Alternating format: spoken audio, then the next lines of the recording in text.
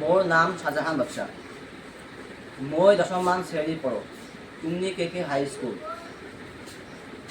ভাৰত বিকশিত বিজ্ঞানখনে আগবঢ়োৱা জ্ঞান প্ৰযুক্তিবিদ্যা আদিত আগবঢ়োৱা আমি এখন প্ৰজেক্ট আগবঢ়াইছোঁ।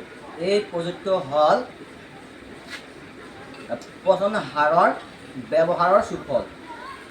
আমাৰ অসমত কৃষকসকলে বেছি ফচল উৎপাদনৰ বাবে যি হাৰত ৰাসায়নিক সাৰৰ প্ৰয়োগ কৰি আছে, ভৱিষ্যত আৰু ই মাটিৰ গুণাগুণ নষ্ট কৰে আৰু ভৱিষ্যতত এই মাটিডোখৰ মৰুকৰণত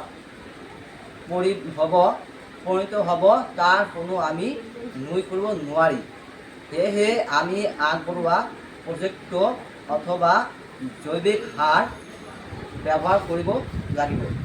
এইটো আমি আমাৰ ঘৰৰ চাৰিওফালে থকা পেলনীয়া বস্তু, জাবৰ জোথৰ, বাকলি